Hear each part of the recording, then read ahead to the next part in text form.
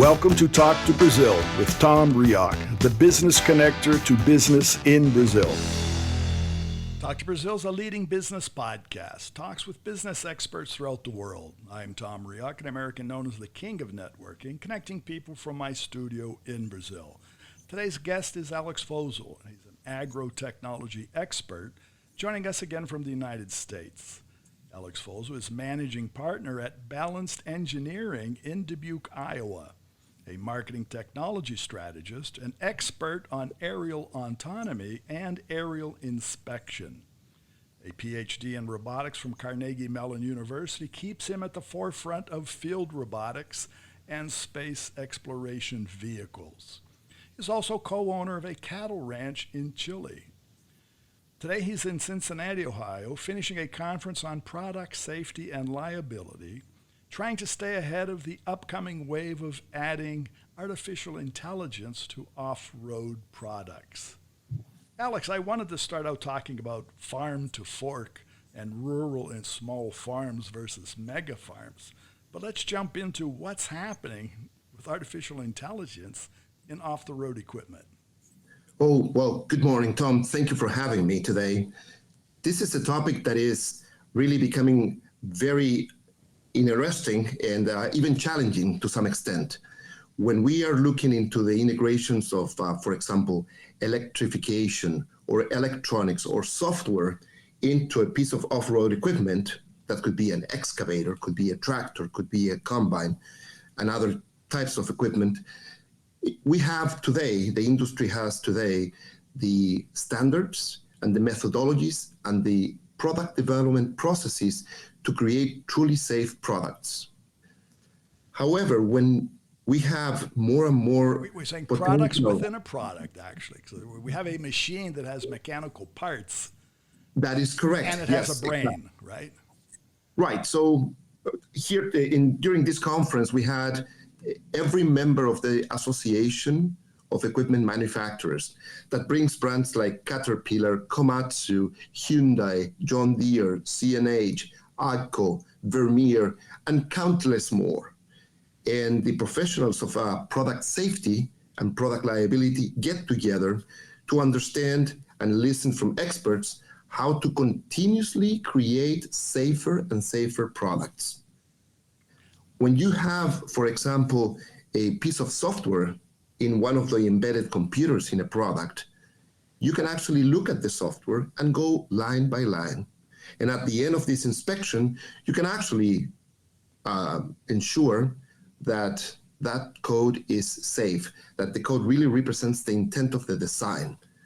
Just put that into perspective. Let's just take, for an example, let's say a combine or a backhoe. And we're talking they're made up of nuts and bolts and steel and plastic and a number of other components. Now you're saying that there could be the chips and software. It's not one. They're probably throughout that machine, right? Absolutely. Actually, modern tractors or combines could have, let's say, 5 to 10 or even more embedded computers, each one of them with a very large number of lines of code. So the software is becoming really pervasive in the design of the vehicle. And so to that point, what you're saying, the safety comes to making sure that code is safety worthy. Correct. And if you think about it, when you think of the code, for example, that is on your phone or the code that is on your computer, etc., if that code fails or crashes or has a problem, you're going to be frustrated. Right. However, if the code in one of these electronic controllers were to have a glitch or failed, the machine could make a motion that the operator does not intend. Or the machine could make a turn that was unintended. Or and to that point again, it's not. Then you have a crash that's not necessarily a software shutdown. That combine can run into something or someone. Yes. That backhoe could swivel and hit something or someone. Correct. Or even the machine could start motion without being in intention and, create a hazard with the bystander.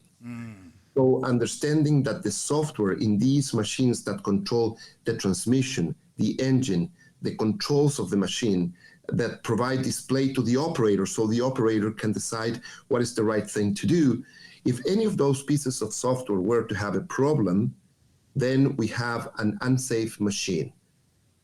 So to that, this conference was to get everybody together around a round or square table or in an audience to discuss this focus on how to better credibility and safety in Right. the softwares that are in those equipment. Well, it's really broad, right? It talks about what's the right information that needs to be in an operator's manual. It talks about, what is the right type of signage or warning decals that need to be placed. It talks about, proper design techniques so the machine has, handles or places so that you as a person climbing on the machine would be safe. But also it's getting to, since the content of these machines is beyond just mechanical parts or hydraulic systems or electrical systems into controllers and software, this is where the challenge comes, because how do you have the process? How do you look at a computer and a software and you can test that actually is going to have a safe safe performance out in the field in the hands of customers? And to the point, you mentioned very large multinational companies that are the original equipment manufacturers. So what they were doing, and obviously their equipment's anywhere in the world.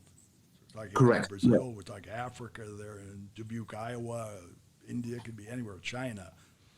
So this conversation, what is being done, is filtering down to the equipment everywhere.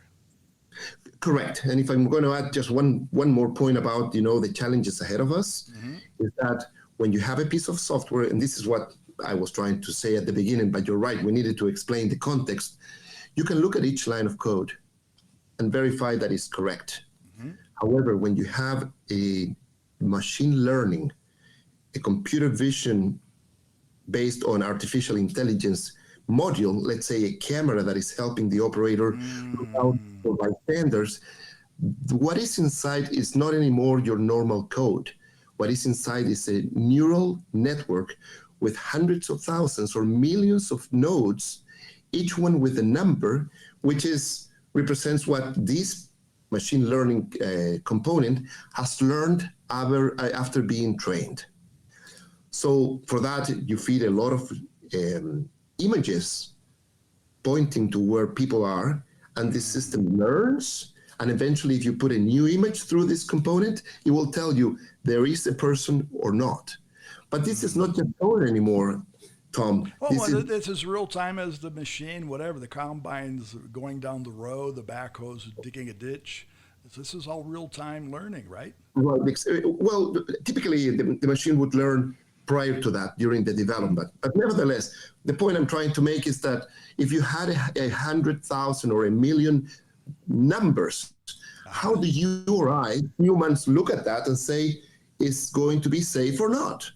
So the tools to test these machine learning components that are being integrated into the newer generations of off-road equipment that is what we're trying to help with: tools, methodologies, processes. That is one of the things that we are offering to the industry, and that's why we were in this conference. Well, for John and Mary, who are the farmer, all right, or the owner of a construction company that's buying the equipment, and sometimes, and back to your example of the smartphone, we change and we upgrade it because we think it has a bigger, better camera, or better whatever. And we don't realize, as a consumer, I'm really not aware of the technology that's inside that. I'm a user. That is correct. All right. So and I can choose product A, B, or C. I get the new version. They say it's an update, and then they start telling me there's all kinds of opportunities for improvement within that device. I guess the same thing holds true to any off-the-road equipment that you're talking about. Exactly. So as a farmer, as a construction company operator, owner, whatever, I really need to see that buying new or investing in newer, updated equipment, it's not just lighter weight steel or better nuts and bolts. It's this technology, it's this safety, in a much broader aspect that you're saying that I should be Right. worried about. I should be asking questions to see what is on board. Correct. Even though, well, that is the commitment of the equipment manufacturers, of the industry in general, that they are going to really put out products that will be safe to operate, safe to, walk by, etc. So that's why these people, we get together, we look into better standards, we look into better best practices. They share, ways to do things so that the industry continues to become better and better in safety. At the same time, these new technologies are going to give you better automation. The machines are going to be more productive.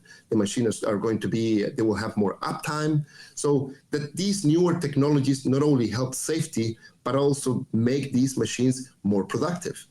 Well, it's only the machine. I mean, back to the small farmer, the farm to fork. And, Yeah. Let's call them, the small farmer, like in Brazil, there's really not a definition of small. Part of the definition comes from family-run, family-employed farms. 10 hectares or 24 acres down, that is what I have found defines a small farm. But of course, But they have varies. machines. They do. Many of them have machines. And what I found through searches that in Brazil specifically, almost 70% of the foods that are consumed here are produced by these smaller farmers. And their access to what they say of new and better equipment upgrades their productivity and makes them a better farmer. That is correct. And in fact, I think that it's going to be difficult for the small farmers to survive too long, meaning economically, if they don't have the access and they are not proactive in integrating some of the technologies. Perhaps not the smartest equipment, because that's going to be very expensive, but there's more technology in the area of digitalization of farming that is helping them provide things such as traceability, better show the quality of their products, or even that they're following practices that are, sustainable. Now, we've talked about that on other occasions, even the aerial portion that has come that exists today in Brazil anyway. Yes. Even smaller farmers are using drones and other to go out and check out their crops or update themselves, or that sort of today. I don't want to say everybody's using it, but it's pretty accessible. It's becoming more and more accessible. And part of the challenge is that today, if you decided to buy a drone and look at your farm and capture images, well, that will have some value, right? But for that to be of real value, that data really would have to go into some of the larger platforms that are aggregating data. So you as a farmer can actually make a determination. Is how does my farm compare to others? Right. What do I need to do differently in order to maybe get rid of some disease in my crops? Or what do I need to do differently so my cattle is healthier? So we say, and that's true. Seeing is believing, right? Well, if yes, you can see absolutely. it, then you can see what's happening. And again, to the small, let's say, non-digitalized farmer or rural producer of anything, understanding, stepping into digital transformation literally needs to be step by step. Obviously, we're talking about OEM equipment, but there are so many other opportunities. But first of all, they need to become digitalized. Right, and I think that will be a challenge, Tom. When you look at the number of, for example, of I'm talking about digitalization, the number of startups just in ag in Brazil, for example, that is a place that you and I know well. Several hundreds of startups offering different services, different applications, whether for your phone, your computer, for commercializing, for the problem is that for a single family farm to actually navigate this very, very complex and crowded digital and technology space could become a challenge, could become really difficult, because you adopt one thing, it may work, it may not work, maybe the company, the startup stops and shuts down, and then there's no more support. So for the larger, very large farming operations and companies, they have the money to hire professionals that can make some sense of all of this and adopt those platforms and digital tools that are going to help them increase the productivity. But for the smaller ones, that is very much out of reach. Right. There's a couple of alternatives, though. For example, if you are a member of a co-op, and that co-op aggregates hundreds or maybe more smaller farmers, now that co-op has more buying power of the inputs, has better leverage to sell the outputs, can even provide some processing of the outputs. But then I believe that these companies, these organizations, the co-ops, will have a very pivotal, critical role in helping all of their members to adopt technology that has been proven, tested, etc. So I think that part of the importance of these co-ops will grow not only because of their role in improving the business, right, lowering costs of inputs and increasing the price of outputs, but also to be a guide of what are the technologies to be adopted by smaller farms in a time of significant and very diverse offering of technology. No, I agree with you, because here in Brazil, co-ops are very popular. They've been around for years, and basically they have been the go-to point for communication and updating. I'm talking before telephones, because communication in Brazil, real life, electricity, it's still distant to some of these farmers, some places. We talk about 5G out in the world. There are places in Brazil that, access to Wi-Fi is a challenge. So the concentration or the use of a concentrating power, which is the co-op, is essential. Does that same form happen in, say, Africa, for example? Are co-ops as popular there? Well, Tom, really, I do not have as much insights in Africa. I would be trying to create something that I don't know in person as I do in Brazil. However, what I could offer you is through several studies, what we have seen, and this is in thinking about, where is the equipment and the practices of Brazil applicable? It happens that there are many places in Africa that have the same type of soil and even weather patterns as Cerrados in Brazil. So there is a hypothesis that the tools, equipment, and methods that would work in Cerrados in Brazil that have been tremendously successful in improving the production of grains especially, would be applicable also in Africa. But I would rather say just that, because saying more than that would actually be in an area that I don't know that well. Well, we'll leave that for another podcast. Yes, you'll have to let me do my homework. No, because Brazil is becoming a stepping stone to Africa, and I think part of it is what you just said. Yes. The similarity of methods, the approaches. Several countries have a similarity of language, even Portuguese. Yeah. So it becomes, I don't say it's easier, because nothing's easy in today's world. But there are things that are facilitators in generating more investment, more understanding. And looking out into the world, food production, agriculture is going to be relevant forever. Oh, absolutely. And in some countries, one of the key things when you see what is the proportion of people who actually work in ag to feed the rest of the country or even export, in the U.S. is less than 1%, whereas in other geographies, it's most people actually are working on just feeding themselves, right?